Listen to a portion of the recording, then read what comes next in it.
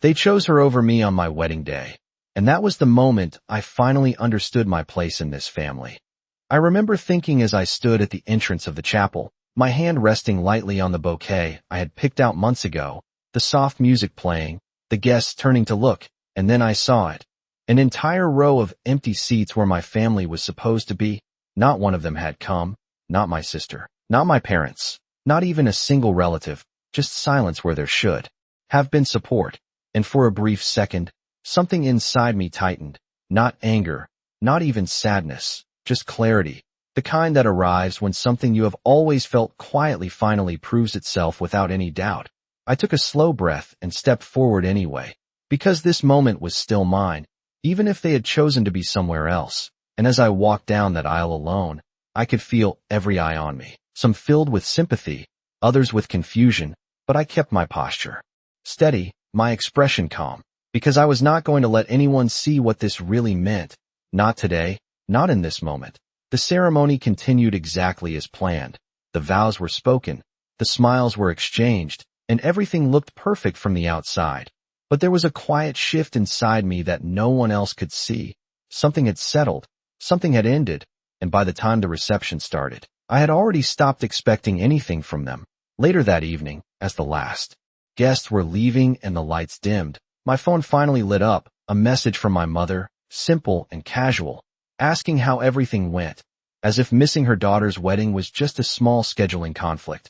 I stared at the screen for a moment before replying, not with anger, not with disappointment, just one word, beautiful, because it had been, in its own way, it had shown me exactly what I needed to see. And then came the follow-up messages, a short video call request, my sister, laughing in the background, music playing, voices overlapping. They were still at her party, still celebrating, still completely unaware of what they had just done, and I answered the call, holding my phone steady, letting them see me standing there in my wedding dress.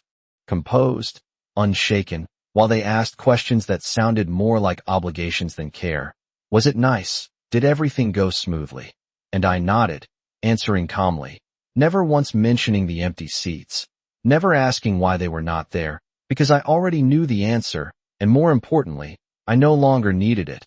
And as I ended the call and set my phone down, I realized something that would change everything moving forward. I had not been abandoned that day.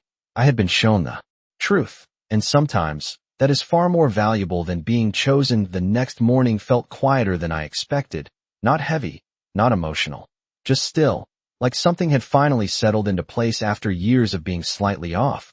I woke up early out of habit, the soft light coming through the curtains, and for a moment I forgot what had happened the day before. But then I looked at the empty side of the room where my phone rested, and I remembered everything with a kind of calm clarity that surprised even me. There were already a few messages waiting, more from my family, short ones, casual ones, as if they were trying to fill a space they had chosen to leave empty. I did not open them right away. Instead, I got ready slowly, carefully, as if nothing about my routine had changed, because in a way, it had not. I had always been the one who handled things on my own, always the one who adjusted, who made space for others. And now I was simply continuing that pattern, only this time, I was aware of it.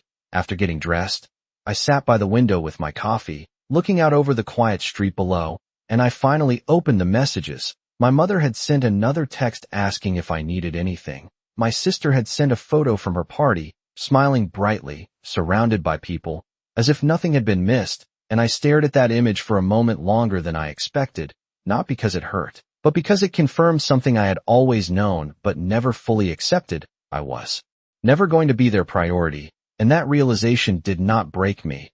It steadied me, because once you stop expecting something, you stop being disappointed by it. Later that morning, my husband asked gently if I was all right, and I smiled at him, not forcing it, not pretending, but genuinely, because I had everything I needed in that moment, and what I did not have, I no longer needed to chase. We packed quietly for our trip, moving through the room with an easy rhythm, no rush, no tension, just a shared understanding that this next step was ours, not anyone else's. And before we left, I glanced once more at my phone. The message is still there, waiting for a response, waiting for me to explain, to react, to fill in the silence they had created, but I did not.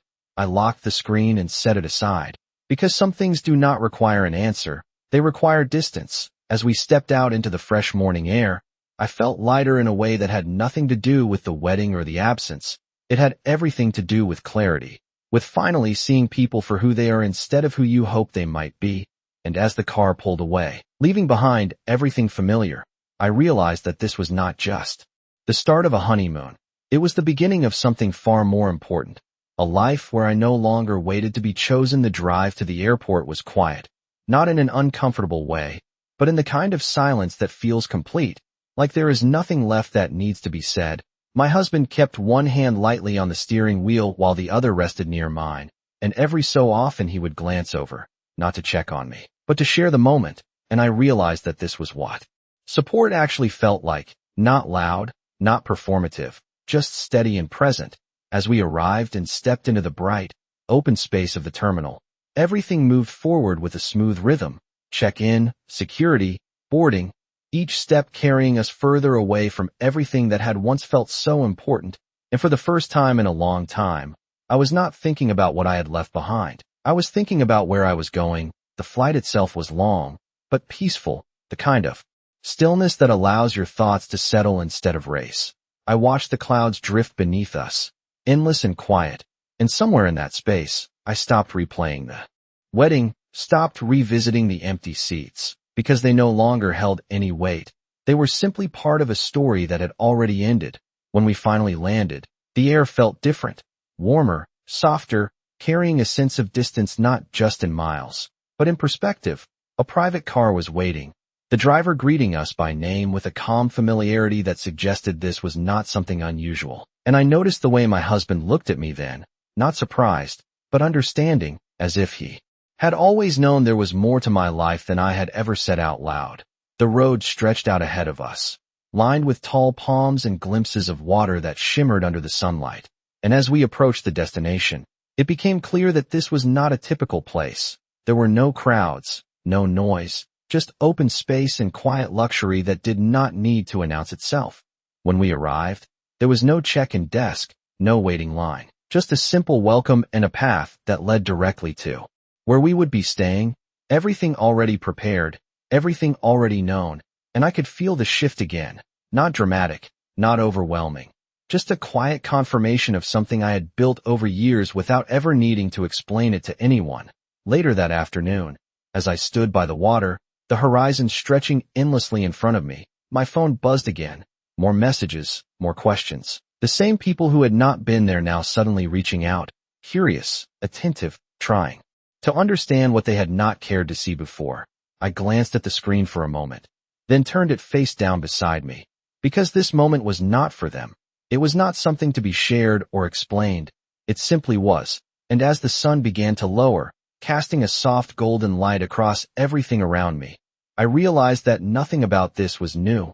Not the place, not the life, not even the distance. The only thing that had changed was that I was no longer hiding it. The next morning unfolded slowly, the kind of calm that does not demand attention but quietly fills the space around you. I woke before the sun had fully risen, the soft sound of the water just beyond the windows blending into the stillness, and for a moment, I simply stood there, taking it in, not as something extraordinary, but as something familiar, something that had always been part of my life in ways I had never felt the need to explain. My husband joined me shortly after, his presence easy and unspoken, and we moved through the morning without any rush, breakfast already prepared, everything arranged with a level of care that did not feel like service, but like understanding, as if this place had known us long before we arrived. And as we sat outside overlooking the endless stretch of ocean, he finally asked the question I knew would come, not with suspicion, but with quiet curiosity. "How long have you had this?" he said, and I smiled slightly, not because it was a secret, but because it had never been something I needed to define. "Long enough," I replied, my voice steady, and he nodded, accepting that answer without pressing further, because he understood that some things are not built overnight. They are shaped over years of decisions, of discipline, of choosing a different path when no one is watching. Later that morning, I picked up my phone again, not out of urgency, but out of awareness. The messages had multiplied, not just from my family now, but from extended relatives, people who rarely reached out suddenly finding a reason to, their words shifting in tone, more attentive, more careful, as if they were trying to recalibrate something they had misjudged. I opened one message from my sister, longer this time, asking where I was, what the place was called, how I had found it, the kind of questions that were not really about curiosity, but about comparison, and I read it once, slowly, before setting the phone down again without responding, because there was nothing to explain, nothing to justify.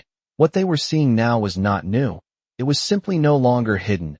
As the day continued, we explored the island at an unhurried pace, walking along quiet paths, the sound of the ocean constant but never overwhelming, and I could feel the distance growing, not just physically, but emotionally, the expectations, the assumptions, the roles I had once carried all fading into something that no longer applied.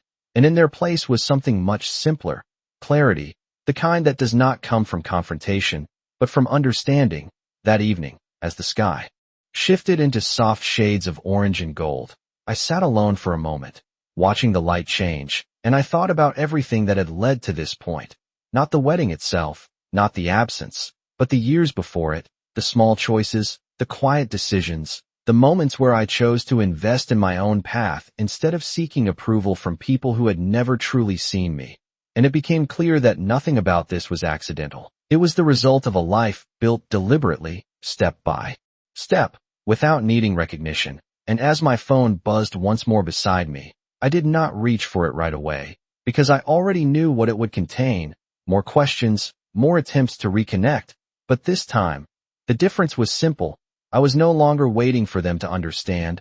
I had already moved beyond that. The following day carried a different kind of attention, not from the world around me, but from the one I had left behind. And this time, it did not stay contained within messages. It arrived as a call, my phone lighting up with my mother's name, something that would have once pulled me in immediately, but now only made me pause. I let it ring once, twice, 3 times, before answering, not out of hesitation, but out of choice. And when I finally picked up, her voice came through quickly, almost too quickly, asking questions layered on top of each other. Where are you? What is this place? Why did you not tell us? And I listened without interrupting, not because I needed to hear the answers, but because I wanted to hear the shift in her tone. It was no longer casual, no longer dismissive. It carried something else now, something closer to uncertainty. And when she finally paused, waiting for me to respond, I answered simply, I did not think it mattered to you. And the silence that followed was immediate, heavy, not dramatic, but undeniable, because it was the first time I had said something that reflected the truth without softening it. She tried to recover, saying they had just been busy, that the party had already been planned, that everything had been complicated, but her words no longer held the same weight they once did, not because they were different, but because I was no longer trying to make sense of them, no longer adjusting my expectations to fit their choices. I was simply listening, and that changed everything. After a moment, my sister's voice joined in from the background, lighter, but edged with something I recognized immediately, curiosity mixed with comparison. She asked about the island, about the place, about how we had found it, and I could almost see her expression without needing to, the way she would tilt her head slightly, trying to measure something. She did not yet understand, and I answered her just as simply. It has been mine for a while, I said, and this time, the silence was different, sharper, because it carried realization, not confusion, and I let it stay there. I did not fill it, did not explain further, because there was nothing more to add. The truth does not need decoration, it only needs to be heard. The conversation ended shortly after, not abruptly, but without resolution, because there was none to reach. And as I set my phone down once again, I noticed something that felt almost unfamiliar. I was not replaying the call, not analyzing what had been said, not wondering how it would be received. I was simply done with it. And that feeling, that quiet detachment, was not cold. It was freeing. Later that afternoon, as I walked along the shoreline, the water moving steadily beside me, I thought about how long I had waited for moments like that in the past, moments where I could finally say what I felt, where I could be seen clearly. And yet now that it had happened, it did not feel like a victory. It felt like closure, because the need for validation had already faded long before the words were spoken, and as the sun began to lower again, casting long shadows across the sand, I understood something with complete certainty. I had not changed who I was. I had simply stopped waiting for them to recognize it. The days that followed settled into a rhythm that felt both new and deeply familiar, as if I had stepped into a version of my life that had always been waiting quietly in the background. And for the first time, there was nothing pulling me away from it. No obligation, no expectation, just a steady sense of presence that carried through everything I did. My husband seemed to notice it as well, not through anything I said, but through what I no longer did. I was not checking my phone as often, not pausing mid-conversation to respond to messages, not adjusting my time around someone else's needs. And one afternoon, as we sat beneath the shade of a wide terrace overlooking the water, he looked at me with a quiet curiosity and said, "You seem different." And I considered that for a moment before answering, not because I was unsure, but because I wanted to choose the right words. "I think I just stopped waiting," I said, and he nodded slowly, understanding more than I needed to explain, because the change was not something dramatic. It was subtle, but complete. Later that day, I did pick up my phone again, not out of habit this time, but with intention. There were still messages coming in, but their tone had shifted even further, less confident, more careful, as if they were trying to rebuild something without knowing where to begin. One message from my father stood out, shorter than the others, more direct, asking if we could talk, and I read it twice before setting the phone down again, not ignoring it, but not responding immediately either, because I understood now that timing mattered, not for them, but for me. I no longer felt the need to answer right away, to make space, to smooth over what had been left unaddressed. I could choose when, or if, I wanted to engage, and that choice was something I had not fully allowed myself before.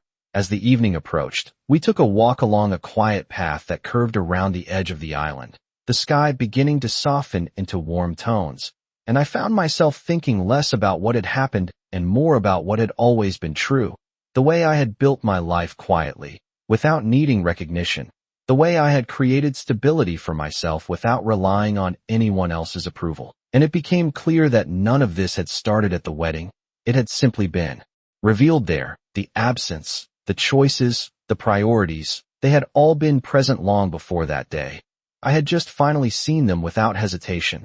When we returned, I noticed my phone light up again, the same name appearing on the screen, and this time, I answered, not out of obligation, but because I was ready. His voice came through steady, more measured than before, and for a moment, neither of us spoke, not because we did not know what to say, but because the space between us had changed, and it required a different kind of conversation, one that was not built on assumptions or expectations, but on something far simpler, honesty. And as I stood there, looking out at the fading light beyond the window, I realized that whatever this conversation would bring, it would not undo what I had already understood, because once you see something clearly, you cannot return to the version of it you once believed. His voice was steady when he finally spoke, not rushed, not defensive, just measured in a way I had not heard before, and that alone told me more than his words ever could.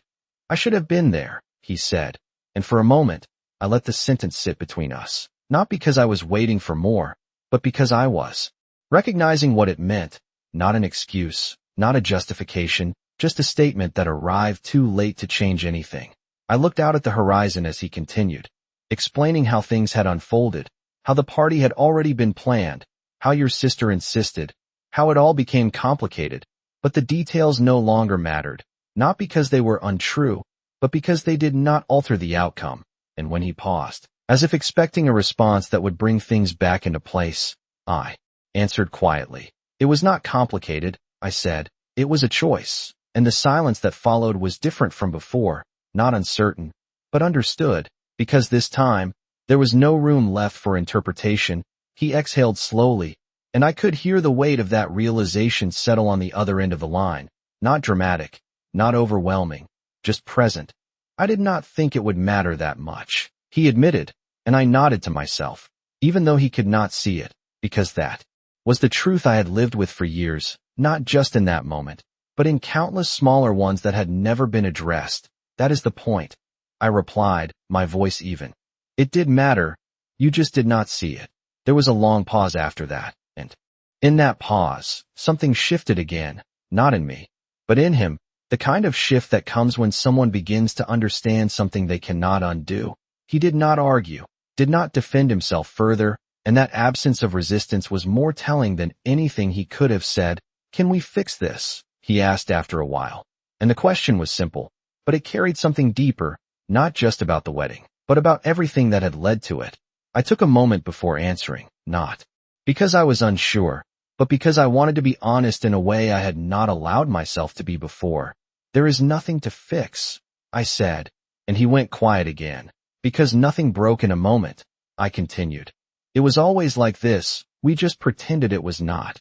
And as the words settled, I felt no tension, no hesitation, just clarity, the kind that does not need to be softened to be understood. He let out a quiet breath, and when he spoke again, his voice had changed, not stronger, not weaker, just more aware.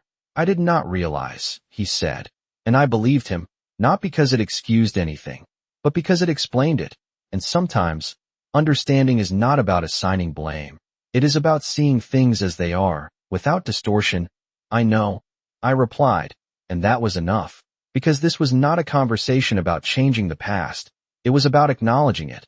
And as the call came to an end, there was no resolution in the way people expect, no promises, no reassurances.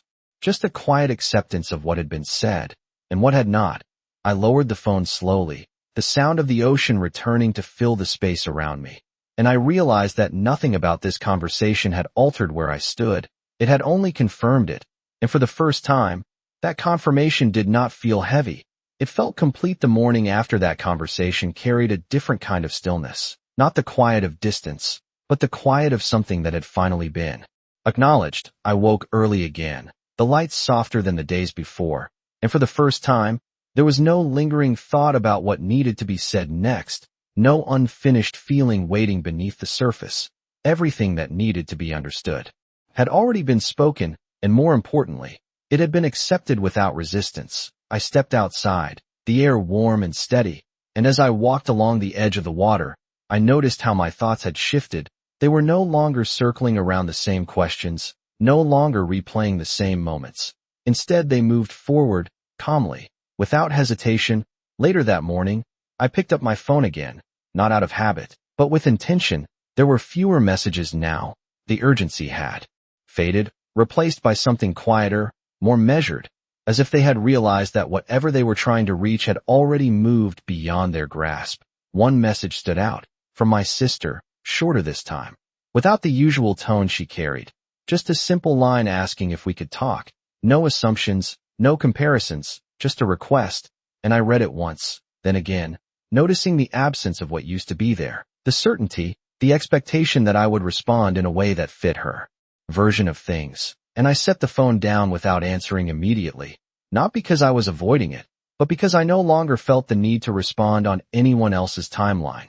The rest of the day unfolded gently. We spent time by the water, walked through quiet paths, and everything felt grounded in a way that did not require explanation.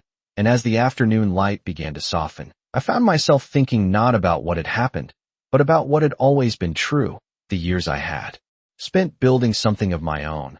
The choices I had made without needing recognition, the life I had created quietly while others were focused elsewhere, and it became clear that nothing about this moment was sudden.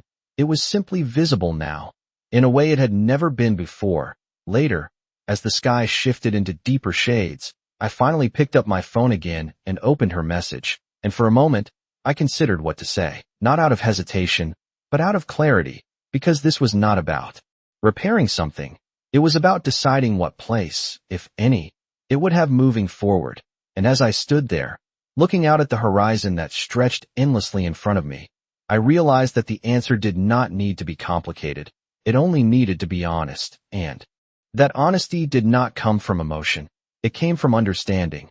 I began to type, slowly, deliberately, not to explain myself, not to justify anything, but simply to acknowledge what was. And as I paused before sending it, I felt no weight, no pressure, just a quiet certainty that whatever came next would no longer be shaped by what had been, Because once you stop trying to return to something that was never truly there, you begin to move towards something that finally is when I finally sent the message. It was shorter than anything I had written before, not because I had less to say, but because I no longer needed to explain myself in ways that made others comfortable.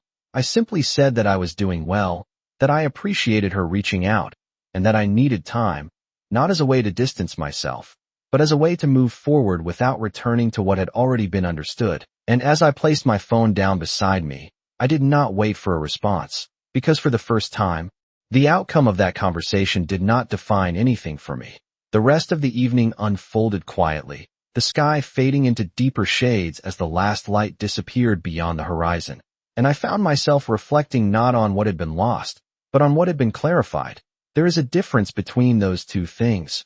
One carries weight, the other brings direction, and what I felt in that moment was not heaviness. It was direction, the kind that does not need to be rushed or forced, but simply followed. The next morning, as we prepared to leave, I walked through the space one last time, not to hold on to it, but to acknowledge it, the stillness, the clarity, the distance that had allowed everything to come into focus. And as I stood by the window, looking out over the water that had remained constant through all of this, I realized something that felt both simple and complete. Nothing about my life had changed in the way others might think. I had not gained something new. I had not lost something essential. I had simply seen things as they were, without the need to adjust them into something they were not. And that understanding had shifted everything. My husband joined me quietly, his presence steady as always, and we left without hesitation. The journey back feeling different not because of where we were going, but because of who I was now as I returned.